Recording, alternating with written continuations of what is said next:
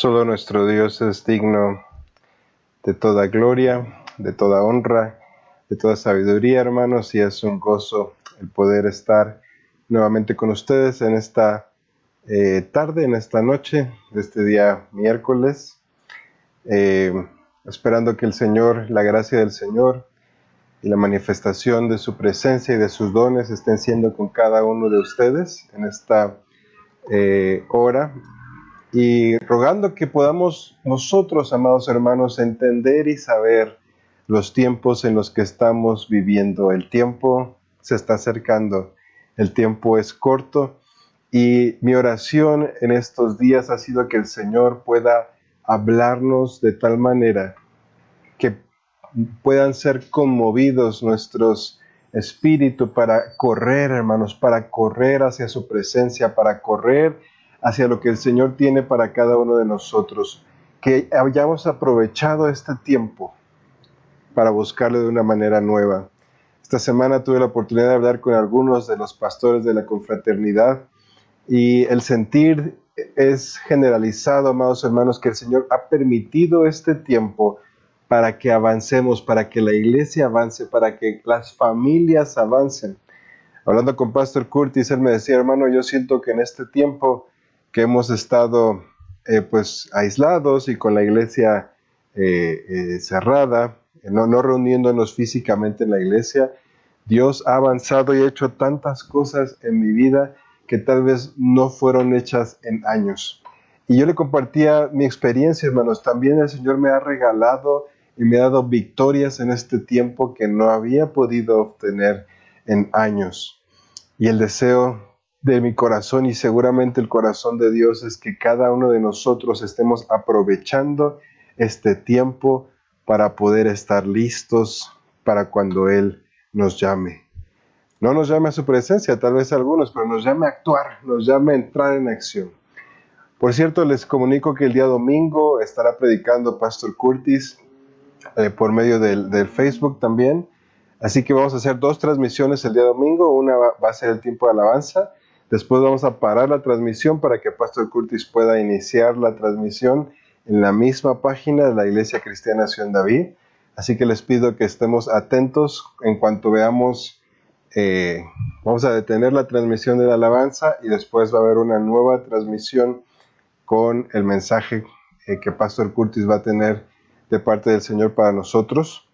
Y espero que podamos estar ahí escuchando a alguien, amados hermanos, a quien yo considero a alguien que ama al Señor, que estuvo a los pies de Pastor Bailey, que puede darnos un mensaje fresco. Tal vez necesitamos una palabra nueva del Señor para cada una de nuestras vidas. También les pido que sigamos orando por mi hermano. Aún está un poco delicado de salud y estamos orando que el Señor lo restablezca totalmente para que pueda él también cumplir el propósito para el cual el Señor le ha llamado. Y les envío un saludo a cada uno de ustedes. También les aviso que es muy posible que en el mes de agosto reiniciemos las actividades en la congregación. Así que les voy a pedir que estemos atentos, ya que necesitamos tomar las medidas precautorias que se nos está solicitando por nuestras autoridades y queremos hacer caso a ellas. Seguramente, bueno, no seguramente, asistiremos con cubrebocas, tendremos gel sanitizante para los pies, para las manos, bueno, los zapatos, no los pies, y trataremos de guardar distancia, etcétera. Estaremos dando todos los pormenores una vez que estemos ya sabidos de la fecha exacta en la que vamos a regresar a las actividades en la congregación, a menos que otra cosa suceda, pero he estado orando y creo que debemos regresar en este mes de agosto. Y amados hermanos, yo espero que podamos haber aprovechado este tiempo y que el Señor haya estado hablando a nuestros corazones, a nuestro espíritu, a nuestras familias, y que podamos ser agradecidos con lo que el Señor nos ha dado. Ser agradecidos aún con este tiempo que el Señor nos ha dado. Hermanos, me comentaba Pastor Curtis que su esposa decía que el Señor le había dado una palabra, que esto había sido como un reset, como presionar el botón de reset, de empecemos de nuevo, empecemos de cero, empecemos a hacer lo que no hemos hecho en la presencia del Señor y dejemos de hacer lo que el Señor nos ha pedido que dejemos de hacer. Y yo creo firmemente que es así, que es un tiempo donde Dios nos está dando la oportunidad de prepararnos para lo que viene. El día domingo que comentaba con algunos hermanos de la congregación que junté para externarles mi sentir y también para escuchar de ellos si tenían una palabra del Señor, ellos me decían ciertas opiniones y yo les decía, hermanos, lo que viene, el COVID, lo vamos a olvidar, ni nos vamos a acordar que estuvo aquí, comparado a lo que viene. Y yo creo que el Señor quiere prepararnos para lo que viene, que estemos listos para lo que viene, amados hermanos. Así que corramos, animémonos, que el Señor pueda tocar nuestros corazones y estemos listos, preparados, que estemos anhelando ver la venida del Señor. Sí, hermanos, con la venida del Señor sabemos que vienen muchas cosas, vienen juicios, sí, pero eso es secundario si nuestros ojos están puestos en la gloria que hay ahí, si nuestros ojos están puestos en nuestro Señor Jesucristo, si nuestros ojos están puestos en la eternidad, lo que viene no importa. No vamos a ver esas cosas, vamos a estar con nuestra mirada fija en nuestro Señor y en nuestro Salvador. Así que vamos a continuar con nuestro tema de los días miércoles y estamos viendo la era de la restauración. Hace 8 días terminamos de ver el libro de Esdras y vimos con anterioridad cómo en la restauración hubo 3 grupos que regresaron de la cautividad. Estos 3 regresos fueron para cumplir los 3 ministerios. Uno fue la restauración del templo, el otro la restauración de la alabanza en el templo y el otro la reedificación de la ciudad de Jerusalén. La restauración del templo fue comandada por Zorobabel, si lo recordamos. La restauración de la alabanza en el templo fue con el sacerdote Esdras. Vimos cómo hubo una limpieza y después hubo un primer avivamiento. Pero aún había más que restaurar, hermanos. La tercer regreso, el tercer grupo que regresó fue con Nehemías y hay cosas bien bonitas que podemos aprender, hermanos, del libro de Nehemías y de este personaje de Nehemías que yo creo que el Señor quiere hablar a nuestro corazón. Ahora veamos un poco de la historia de Nehemías. Dios usó a Nehemías para regresar a Jerusalén y reconstruir las murallas, las puertas de la ciudad y para que los judíos pudieran fortalecerse y tener una ciudad que pudieran defender.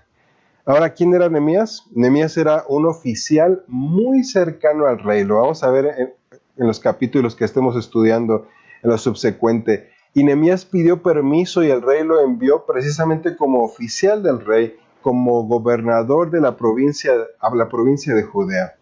Y Nehemías no solamente ayudó a construir los muros, y esto es algo bien interesante, hermano. No solo fue Dios lo envió a reconstruir la ciudad como tal, los muros como tal, sino que también Dios utilizó a Nehemías para fortalecer el corazón y el pueblo judío en general.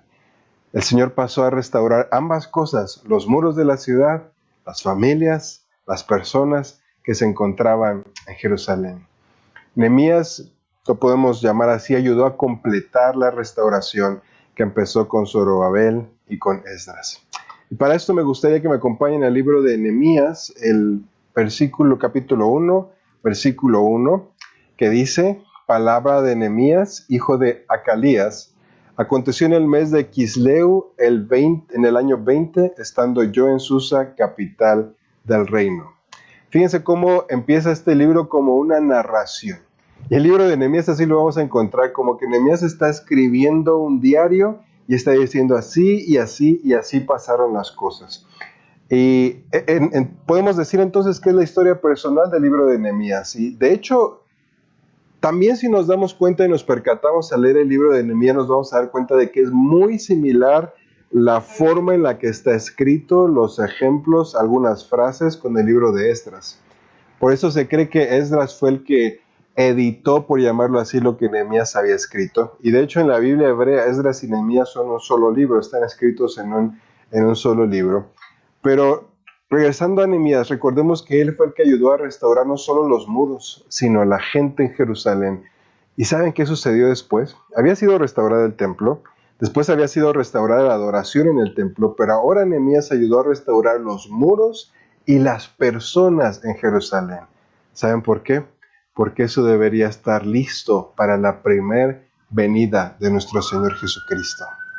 Veamos lo que dicen los últimos dos versos del Antiguo Testamento, Malaquías capítulo 4, versículos 5 y 6. Dice, he aquí yo os envío el profeta Elías, antes que venga el día de Jehová grande y terrible, y él hará volver el corazón de los padres hacia los hijos, y el corazón de los hijos hacia los padres, no sea que yo venga y hiera la tierra con maldición. Vemos que antes de que venga el gran día del Señor, Él va a enviar al profeta Elías. Y hermanos, cuando el Señor vino por primera vez, antes de que Él viniera, también vino un hombre con el espíritu y con el poder de Elías. ¿Quién fue ese hombre? Juan el Bautista. Juan el Bautista preparó el camino para la primer venida del Señor. Pero ¿saben qué? El Señor Jesús dijo que Elías iba a venir otra vez. Porque ese día grande y terrible que nos muestra Malaquías no fue en la primera venida, va a ser después de la segunda venida de nuestro Señor Jesucristo. Y sabes que Dios quiere preparar a su iglesia en el mundo entero para que estén listos para la segunda venida del Señor. Y va a venir otra vez el espíritu y el poder de Elías. ¿Para qué, hermanos? ¿Se acuerdan cuál era el mensaje de Juan el Bautista? Arrepentíos. Y fíjense que esta es una frase que ha estado resonando en mi corazón cada que yo estoy buscando al Señor en mis tiempos devocionales. Esa frase está resonando en mi mente y en mi corazón. Arrepentimiento. Arrepentimiento. Antes de que venga la segunda venida del Señor, necesitamos que venga Elías. Y Elías va a venir con un espíritu de arrepentimiento y de poder, hermanos. Arrepentimiento y de poder. Me gustaría leer un versículo más en Isaías capítulo 58, versículo 12. Dice, y los tuyos edificarán las ruinas antiguas, los cimientos de generación y generación levantarás, y serás llamado reparador de portillos, restaurador de calzadas para habitar. Y esto lo que nos está hablando es que Dios va a levantar restauradores en el tiempo final, amados hermanos. ¿Para qué es el arrepentimiento y para qué es el espíritu y el poder de Elías? Para traer restauración. No en vano nos llamamos Iglesia Cristiana Nación David. Si hay un ejemplo de alguien que fue restaurado, es David. Si hay un ejemplo de alguien que ayudó a otros a ser restaurados, fue David. ¿Recuerdan cuando estaba en la cueva de Adulam? ¿Quiénes vinieron a él? Los pobres, los que endeudados, los que la sociedad tal vez reprimía, y después se convirtieron en los valientes de David. Hermanos, Dios quiere que seamos restaurados en estos tiempos. Veamos Gálatas capítulo 6, versículo 1. Dice, hermanos, si alguno fuere sorprendido en alguna falta, vosotros que sois espirituales, restauradle con espíritu de mansedumbre, considerándote a ti mismo, no sea que tú también seas tentado. Dios está buscando cristianos espirituales maduros que han permitido que el Señor reedifique sus vidas. Y en consecuencia estas personas van a ayudar a reedificar las vidas de otros, tal vez más pequeños y débiles. Este ministerio, hermanos, es para que el creyente, cada creyente que alcanza la madurez, y eso es algo que el Dios quiere para su iglesia. ¿Recuerdan cuando el Señor Jesús dijo, el Espíritu del Señor está sobre mí? Se paró en la sinagoga, abrió el rollo y dijo, el Espíritu del Señor está sobre mí porque me ha ungido ¿a qué? Y fíjense, cada una de esas características, hermanos, es para que las personas, para que este mundo sea restaurado. Ese es el anhelo del corazón de Dios, que seamos como su Hijo Jesucristo, que nos parezcamos cada día más a Él, para que Dios pueda usarnos para restaurar a los más pequeños y podamos entonces reconstruir los muros de protección en las familias y en la iglesia del Señor y enseñemos un camino de santidad a su iglesia. Ahora, algo que me gusta y a mí me llama mucho la atención de Nehemías, hermanos, es que, miren, Zorobabel era un gobernador y era un agente importante. En el segundo regreso, Esdras era un sacerdote, también era un ministro del Señor. Si lo trasladamos a nuestros días, era un pastor, tenía un ministerio en la iglesia. Pero Nehemías Nehemías no tenía un llamado, si lo puedo llamar así, no se movía en lo sobrenatural como Esdras, como Ageo, como Zacarías, los profetas que estuvieron en ese tiempo. No era algo que nosotros, yo tenía un ministerio que llamara la atención, por ejemplo, si lo puedo decir así. Era muy diferente, pero Dios estaba con él. Y vamos a encontrar esa frase en este libro de Nehemías: la buena mano de Dios estaba conmigo. Y como dije hace 8 días, hermanos, si la mano de Dios está con nosotros, podemos hacer cualquier cosa para el reino de Dios. Si la mano de Dios está con nosotros, es porque nosotros estamos guardando sus mandamientos, lo estamos siguiendo, estamos poniendo nuestra mirada en Él. Y Nehemías tal vez no era alguien especial o de renombre hablando de ministerio, pero era una persona que la mano de Dios estaba con él. Y entonces Dios lo pudo usar poderosamente. El libro de Nehemías lo podemos dividir en dos grandes partes. La primera parte es cuando él ayuda a reconstruir los muros de la ciudad, es decir, él ayuda a restaurar lo natural primero. Y después vemos cómo ayuda a restaurar a las personas y a la gente que vivía en la ciudad, para que entonces fuera una ciudad fuerte. Así que vamos a adentrarnos al capítulo 1 del libro de Nehemías, versículos 1 al 4. Y dice: palabras de Nehemías, hijo de Acalías. Aconteció en el mes de Quisleu, en el año 20, que estando yo en Susa, capital del reino, que vino Hanani, uno de mis hermanos, con algunos varones de Judá, y les pregunté por los judíos que habían escapado, que habían quedado en la cautividad, y por Jerusalén. Y me dijeron: el remanente de los que quedaron de la cautividad allí en la provincia están en gran mal y afrenta, y el muro de Jerusalén derribado y sus puertas quemadas a fuego. Cuando oí estas palabras me senté y lloré, e hice duelo por algunos días, y ayuné y oré delante del Dios de los cielos. Esta es la introducción de Nehemías. Es interesante, cuando estaba yo leyendo estos versículos, que algunos regresaron, hermanos. Ya estaban en Jerusalén y regresaron. ¿No pasa eso muchas veces? Hemos conocido a muchas personas que inician el camino del Señor, que se enlistan para ir a la Jerusalén celestial, pero que al final deciden regresar. Y a mí me llama la atención que estos personajes habían ido a Jerusalén y regresaron. No nos dice por qué regresaron, pero a mí me da la impresión que no quisieron estar más en la afrenta y cómo vivían las personas en Jerusalén. Hermanos, hay que pagar un precio por estar en el monte del Señor, en la ciudad del Señor. Hay que pagar un precio para llegar a donde está nuestro Dios. Y no todos quieren pagar ese precio. Yo he platicado con algunos de ustedes últimamente y les he dicho: hay un precio que pagar, hermanos. Hay victorias por obtener, pero eso significa que hay guerras que pelear. No podemos nosotros predicar un evangelio que no vaya acompañado de una cruz.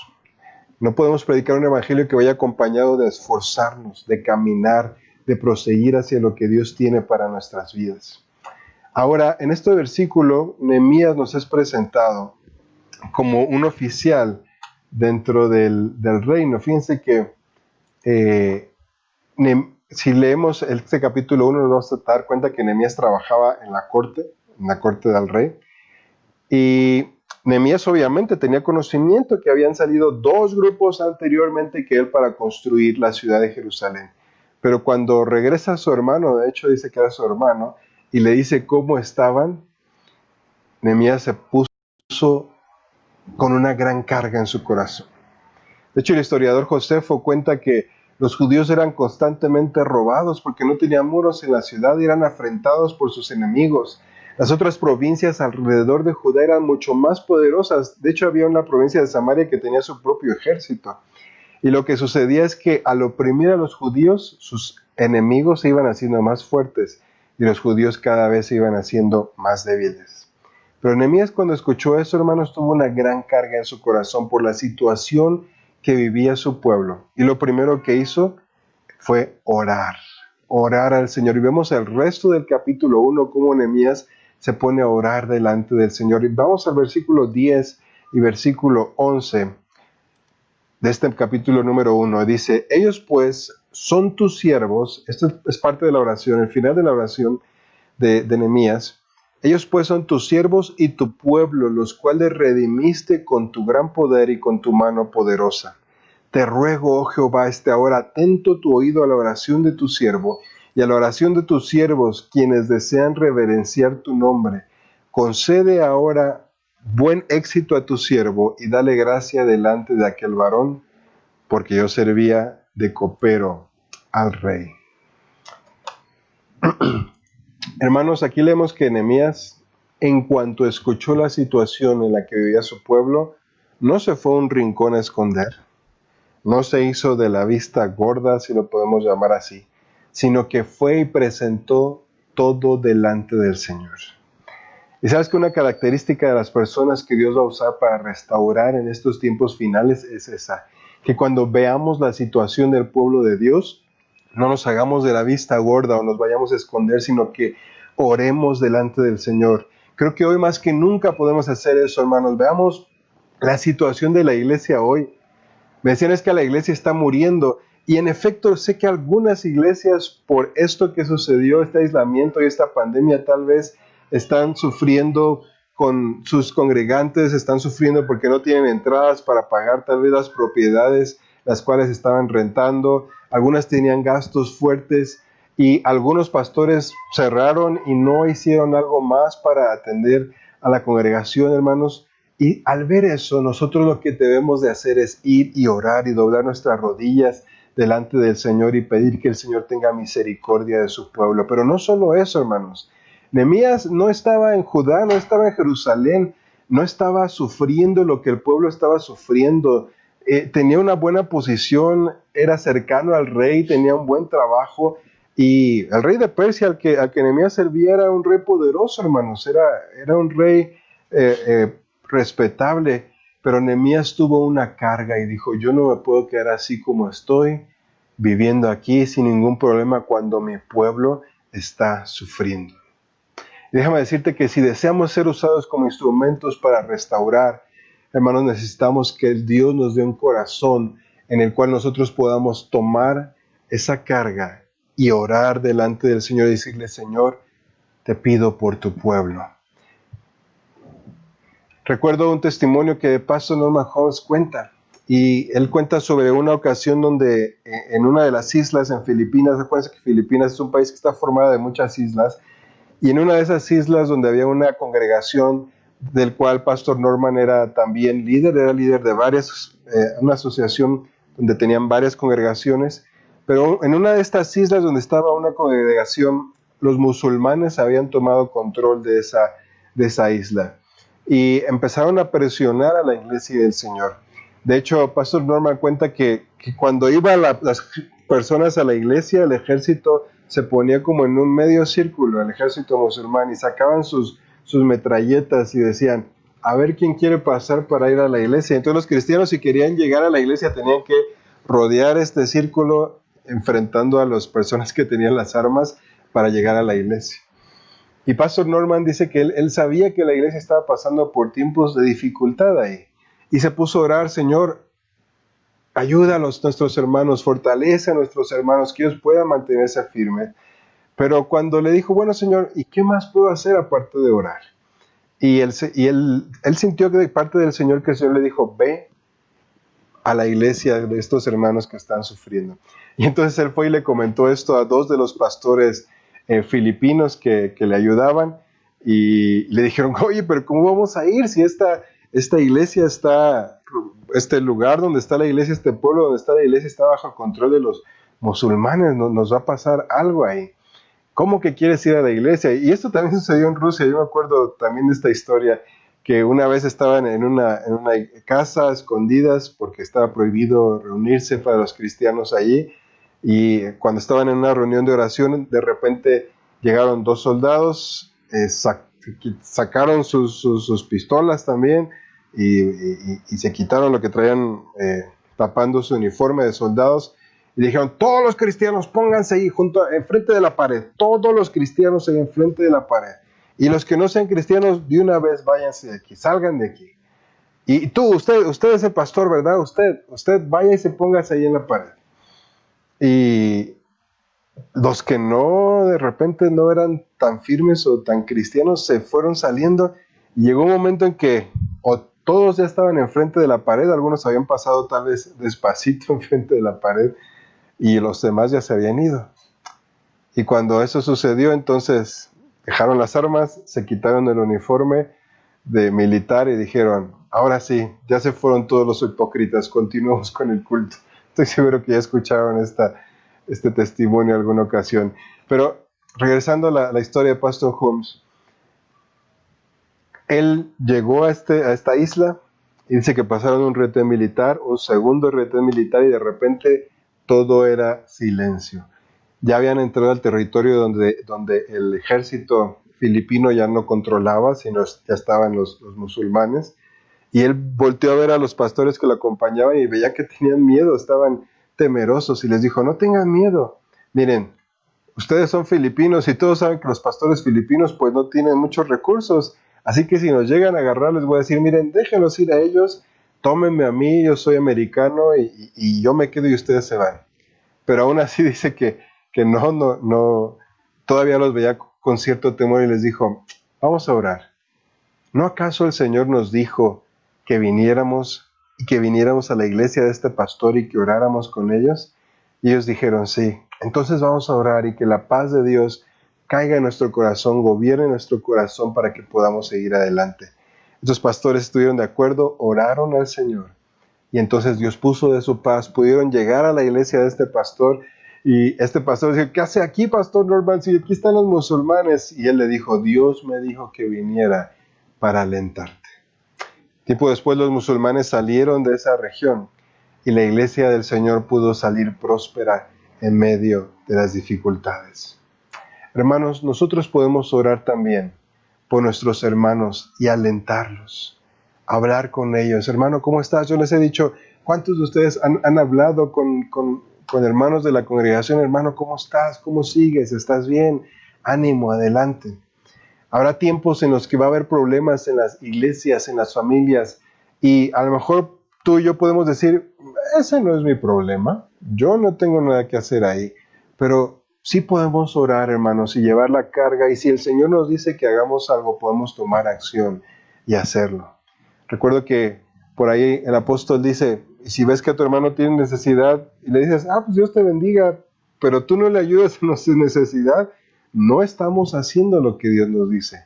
Es importante, hermanos, escuchar la voz del Señor y que estemos atentos a lo que Él dice. Yo creo que hoy más que nunca es importante estar escuchando la voz de Dios.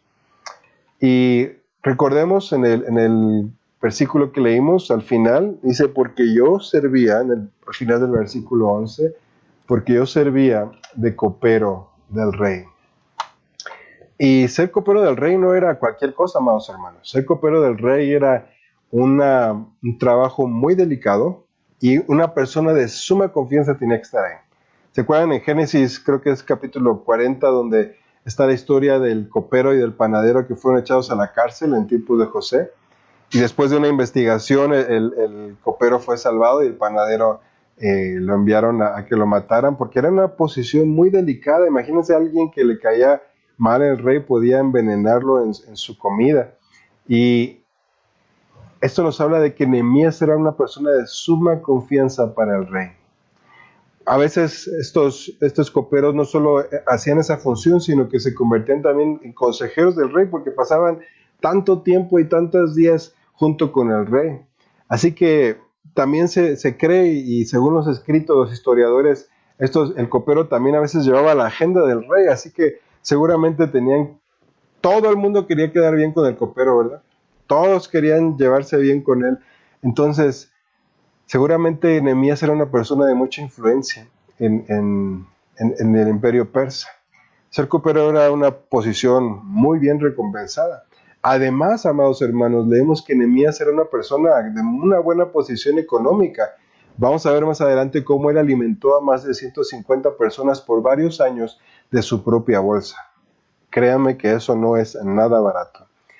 Pero Lo que quiero enfatizar con todo eso es el corazón de Nehemías. Sí, hermanos, Nehemías no era un ministro, no era un pastor, no era un gran predicador, no era un profeta, pero cuando escuchó cómo estaba su pueblo, cuando escuchó cómo estaba la ciudad de Jerusalén, la ciudad donde Dios había prometido poner su nombre, su corazón se quebrantó y dijo, Señor, eso no puede estar así y yo puedo hacer algo para que eso cambie.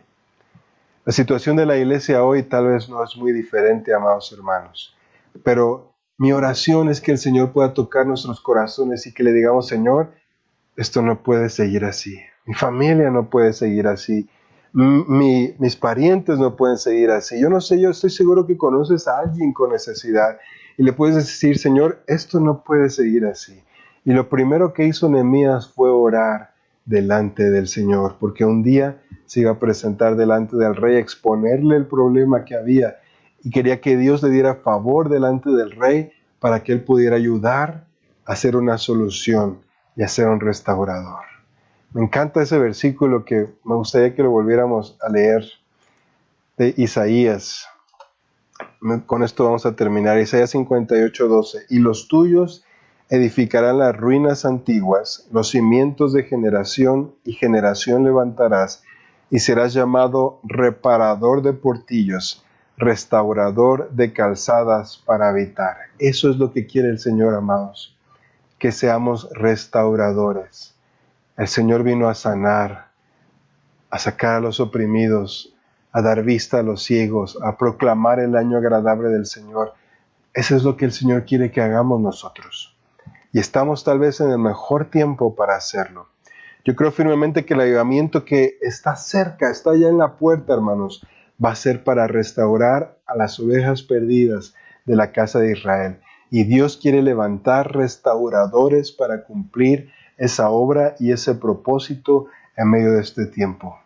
Que el Señor nos dé de su gracia, amados hermanos, y el anhelo de poder ser llamados, como dice este versículo de Isaías, y serás llamado reparador de portillos, restaurador de calzadas para habitar.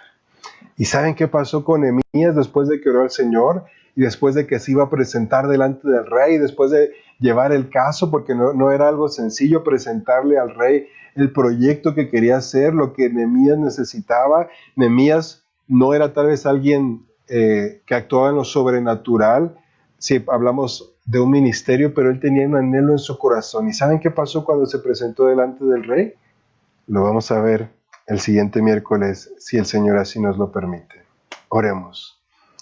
Padre, gracias te damos, Señor, porque tú nos estás llamando a cada uno de nosotros a ser un restaurador. Pero no podemos ser un restaurador si nuestras vidas primero no han sido restauradas, Señor. Así que yo te pido que tú nos des de tu gracia en este tiempo que nos has regalado en medio de esta situación en la cual estamos viviendo en el mundo entero. Yo siento que es un regalo que tú le has dado a tu iglesia para prepararnos, para pulirnos, para encontrarnos contigo de una manera nueva. Señor, queremos regresar a la congregación a hacer lo mismo. No queremos regresar a como era antes. Queremos regresar a la forma en la que tú quieres llamarnos ahora. Queremos tener un oído abierto y escuchar qué es lo que tú quieres, cómo es que tú quieres que se hagan las cosas. Pero también queremos tener un corazón, Señor, que no sea indiferente a la necesidad de tu iglesia y a la necesidad de tu pueblo en este tiempo que estamos viviendo. Danos un corazón, Señor, que sea pueblo de nuestros semejantes, de nuestro prójimo, y que podamos empezar a orar e interceder, así como lo hizo este personaje de Nehemías, y que ayudó a restaurar no solamente los muros físicos, sino también a las personas, y fue usado para preparar también, Señor, tu primer venida. Que seamos usados nosotros como restauradores para preparar a tu iglesia para tu segunda venida. Te lo pido en el nombre de Jesús. Amén y amén. Que el Señor los bendiga, amados hermanos. Nos estamos viendo en la transmisión del día domingo. Les recuerdo que Pastor Curtis va a estar predicando el día domingo, así que no falten a la transmisión, no se les vaya a pasar la transmisión. Y como les mencioné, Yo les estoy dando la fecha exacta en la que regresaremos a actividades en la congregación. Esto va a ser en el mes de agosto. Que el Señor les bendiga grandemente. Les envío un caluroso abrazo y un saludo, y que la paz de Dios sea con todos ustedes.